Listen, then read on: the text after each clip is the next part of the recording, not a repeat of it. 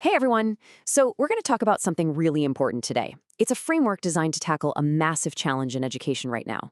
How in the world do you get students to actually think? I mean, think deeply, when things like AI and Google can spit out an answer in seconds. The solution might just be something called the Lesson Intelligence Framework. Let's get into it. Does this hit home for you? I feel like this quote just perfectly captures that, that sinking feeling. You've taught a lesson, you've covered all the material, but you're left with this sense that the students were just there, that the learning didn't really stick. Well, that's the exact problem we're going to unpack. All right, so let's name the villain of our story. The framework calls it the thinking problem. And it's this weird paradox we're living in, right? We have more teaching resources than ever in history, but are our students' thinking skills actually getting any better? And you can see the contradiction laid out right here. On the left, it's just an explosion of stuff, ready-made slide decks, AI that writes content for you, all these platforms. But look at what's happening on the right. We're seeing more passive students, instruction that's just totally overloaded, and teachers who are left feeling really uncertain.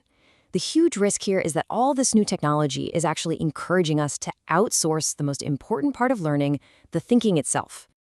And this gets us to the real heart of it. The problem isn't a lack of content or resources, it's a lack of something called lesson intelligence. Now, this isn't about how smart the teacher is, not at all. It's about how intelligent the design of the lesson is.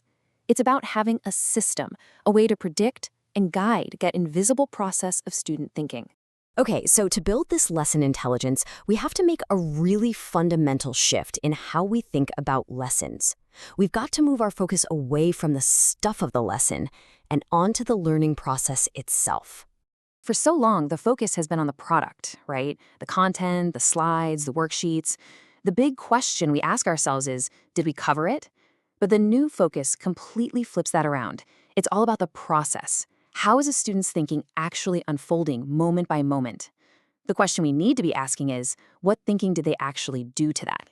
And this brings us to the absolute core principle of this whole idea. For a lesson to be truly intelligent, it's got to meet these four conditions. First, student thinking has to be required. You can't succeed by just passively sitting there. It has to be balanced, so you're not overwhelming them.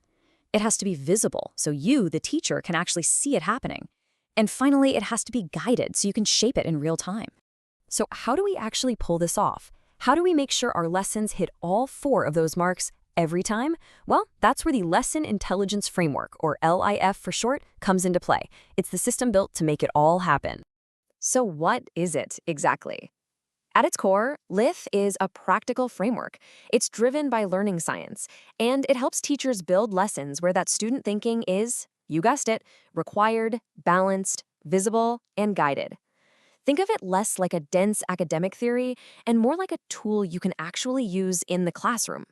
Now, it's also really important to be clear about what LIF is not. This isn't another AI tool that just generates a lesson for you, because that would defeat the whole purpose. It's not a library of templates, and it's not some flashy app for students. It's a decision support system for the teacher. It's like an operating system for how you think about lesson design. And this is probably the best part.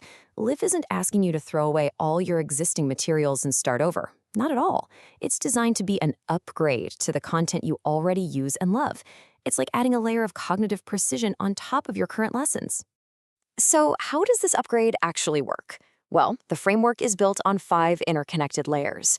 Together, they create the system logic for a truly intelligent lesson. Here they are, the 5 layers, and they're designed to build on each other, one step at a time. You start by defining your thinking intent. Then you control the cognitive load. Then you activate the thinking, make that thinking visible, and finally you have the intelligence to know how to intervene. Let's walk through them. So everything, and I mean everything, starts with layer 1, thinking intent. This is all about getting crystal clear on your goal. So instead of a vague objective like students will learn about photosynthesis, you define the specific thinking change you want to see. What mental move should they be able to make by the end of this lesson that they couldn't make before? And this is what that kind of clarity looks like. It's all about using very specific thinking verbs. Are you asking students to just identify facts? Or are you pushing them to evaluate different sources or to apply a concept in a totally new context? Getting clear on that one dominant verb at the start literally changes every decision you make after that.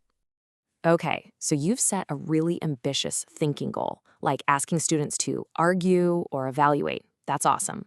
But what if that task is just so demanding that students' brains just kind of shut down before they can even get started? Well, that's where layer 2 comes in, cognitive load control. This isn't about dumbing down the lesson. It's about removing pointless difficulty so that students can focus all of their brain power on the hard thinking you actually want them to do. And the moves are so practical. Things like giving a worked example or just breaking down instructions into tiny chunks. It can be the difference between a student giving up and them having a real breakthrough. Okay, so our goal is set, the cognitive load is managed. Now it's time for layer 3, thinking activation. This is the moment-to-moment journey of the lesson. You design this little sequence where a trigger, maybe it's a quote you put on the board, prompts a specific mental move from the student, which then results in a tangible product that you can actually see and assess. All right, so the students are thinking, but how do you actually know? For real. This is the absolutely critical job of layer 4, thinking visibility. And this slide is so important because it shows the difference between false signals, things that look like engagement, and true evidence of thinking. A hand in the air tells you almost nothing. A bunch of kids nodding doesn't mean much.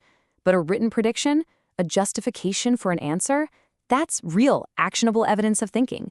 You know, when you start putting all these layers together, it doesn't just change the lesson plan, it totally changes the experience of teaching. The real goal here is to move from a place of guessing to a place of confident guidance, to teach with way less uncertainty. And this really gets to the core promise of the framework. It's not just about making better lessons. The real payoff, the thing that teachers can feel, is less uncertainty in the middle of a class. It's that feeling of knowing what's going on in your students' minds and knowing exactly what your next move should be. And that leads us perfectly into the final layer, L5, intervention intelligence. Because you can now see the thinking happening in real time, your response isn't a random guess. It's a strategic choice from this simple, powerful menu. You see widespread confusion? Your move is to reduce load. You see the same error over and over? Your move is contrast to repair. This is your playbook for responding to what students actually need right when they need it. So what's the end result of all this? Well, you can finally see what thinking actually looks like in your classroom. You know what small change to make to a lesson to make it 10 times better. You have a clear set of moves for when things go off the rails. And maybe most importantly, your lessons just start to feel more predictable, more purposeful, and way more effective.